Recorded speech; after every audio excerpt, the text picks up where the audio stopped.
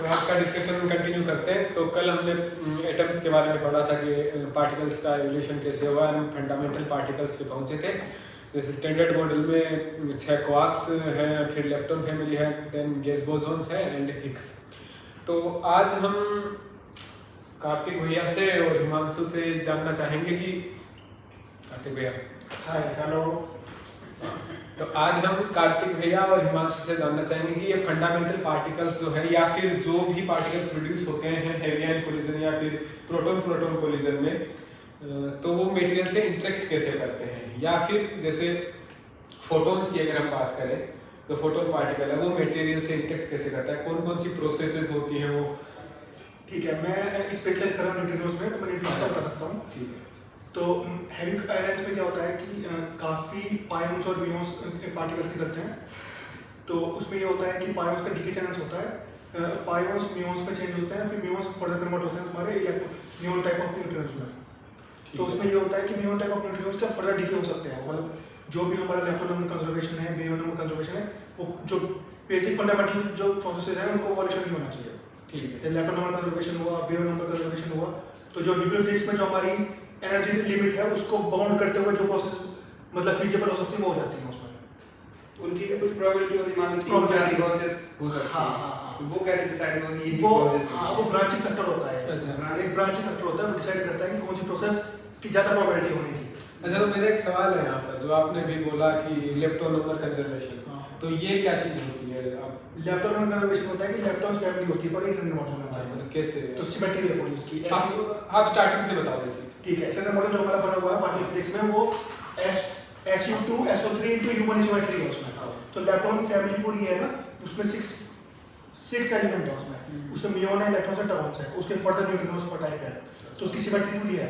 तो quantum number है, उसकी कॉरस्पॉन्डिंग मास है, उनका फर्मियंस है वो, तो उसके अंदर जितने भी मतलब जो प्रॉपर्टीज है, क्वांटम प्रॉपर्टीज, स्ट्रेंजनेस है और ये सब है, तो ये इसके कॉरस्पॉन्डिंग प्रोसेस हम डिफाइन करते हैं कि कोई भी किस एनर्जी लेवल पर कोई प्रोसेस होगी वो डिफाइन होती है। क्वांटम नंबर तुम्हारा मतलब ये जैसे कोई प्रोसेस हुई है तो उसमें ये डिफाइन होता है कि कौन सा क्वांटम नंबर कंजर्व होगा कि नहीं होगा।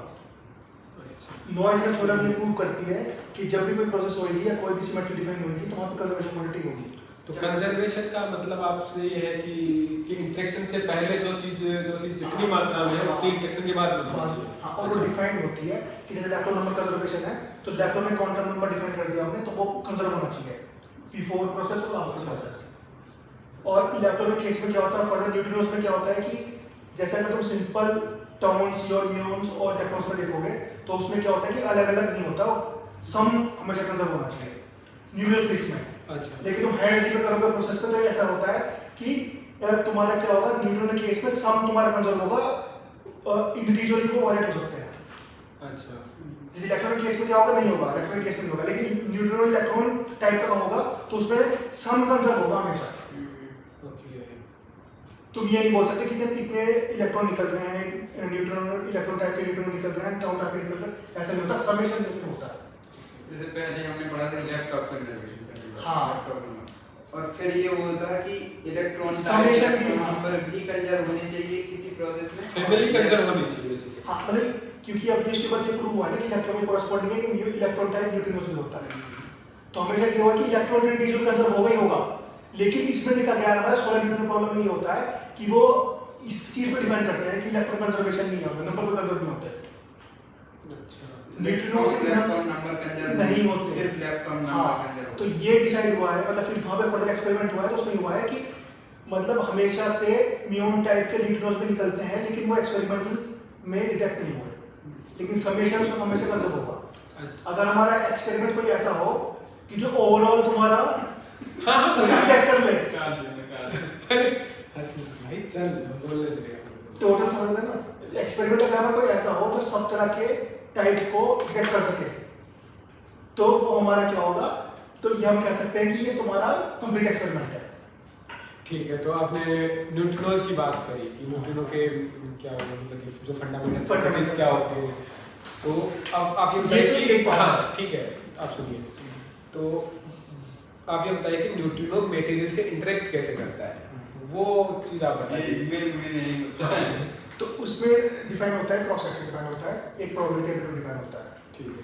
और डिफाइन होता है कि थोड़ा सिंपल वे में बताओ। ठीक है। क्योंकि ये ठीक है, सिंपल बहुत इजी, मतलब बहुत ये easy। मैं इसमें बता रहा हूँ मैं हाँ। कि न्यूट्रिनो की एनर्जी होती है ठीक है। और उसके सोर्सेज होते हैं ठीक कि है। न्यूट्रिनो कहाँ प्रोड्यूस हो रहा है, Okay। मतलब कि तुम्हारा रिएक्टर में प्रोड्यूस हुआ है, सोलर सिस्टम में प्रोड्यूस हुआ है, एक्स्ट्रा गैलेक्टिक में हुआ है, कहाँ हुआ है। ठीक। तो डिपेंडिंग अपॉन सोर्स क्या है उसकी एनर्जी अलग होती है। MEV में होती है, ज़्यादातर रिएक्टर में क्या जो फॉर्मूला है वो यहाँ पे है, वो MEV में प्रोड्यूस होते हैं, MEV से लेकर 0.1 GeV तक। ओके। और की एनर्जी तुम इंक्रीज कर सकते हो डिपेंडिंग अपॉन उसको और इंटरेक्ट करके उसकी एनर्जी इंक्रीज कर सकते हो। और एक सोलर न्यूट्रिनोज है उनकी 10 GeV तक रेंज जाती है उसकी, और एक्स्ट्रा गैलेक्टिक है सुपरनोवा सारे वो TeV तक पहुंचना है। तो depending upon different energy of the neutrinos they will interact. तो उसमें क्या होता है कि अगर कोई मटेरियल है, आयरन है या किसी से तुम्हारी इंटरेक्शन हो रही है, हमारा RPC और ये सब आयरन से होता है।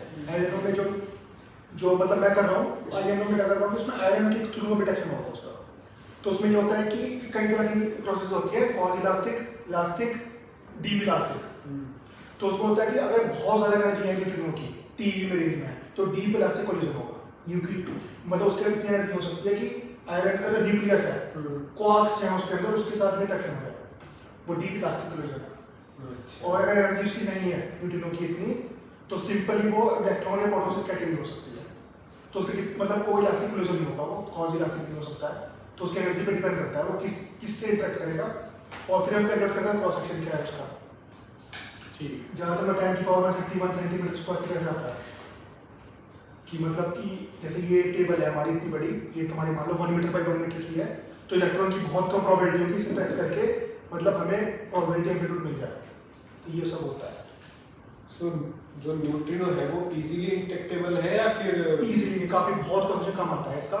इसका प्रोसेशन आता है 10⁻31 सेंटीमीटर स्क्वायर, यानी कि -31 -31 तो बहुत कम है। बहुत कम है।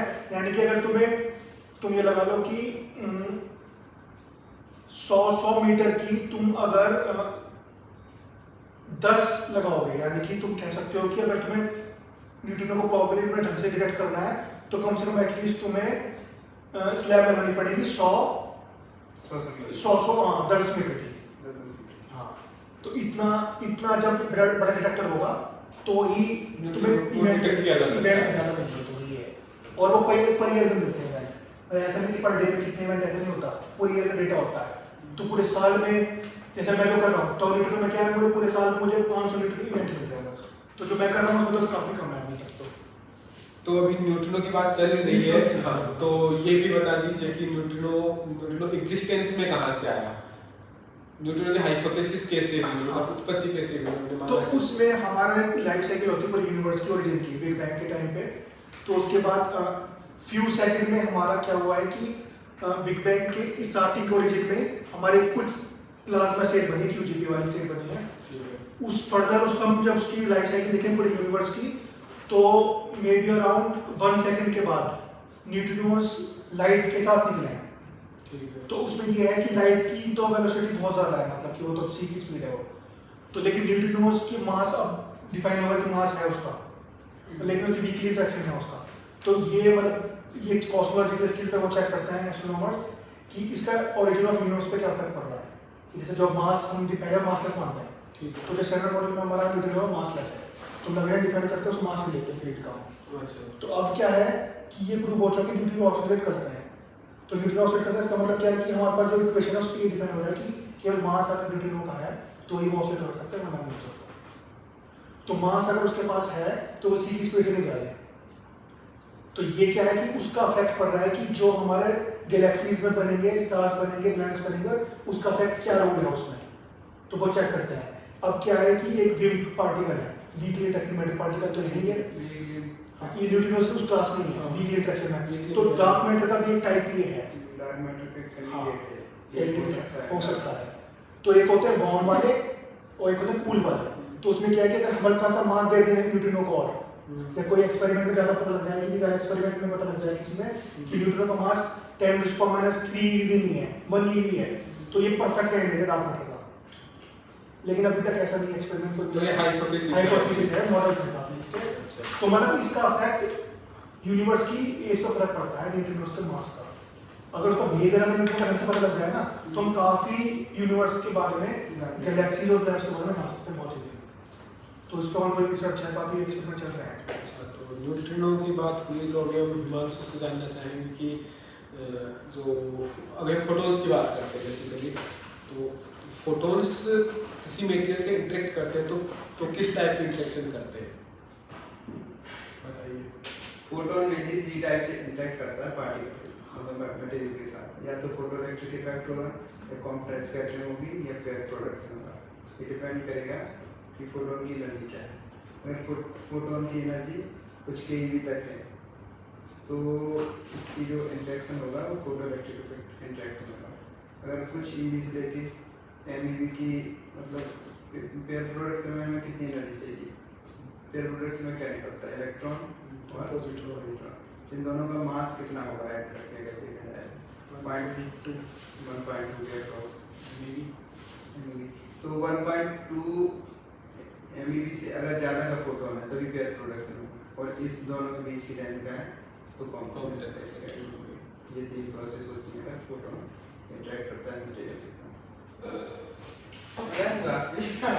हो गया तो आज का डिस्कशन यही खत्म करते हैं। तो आज हमने न्यूट्रिनो के बारे में जाना कि बहुत अच्छा न्यूट्रिनो लगा भैया। कैसे इंटरेक्ट करते हैं मटेरियल से और उनका ओरिजिन कहाँ से हुआ। तो ये कार्तिक भैया हमारे लैब में सबसे सीनियर, हिमांशु को आप जानते ही हो। तो tata bye bye. Tata bye bye, thank you for the discuss. Next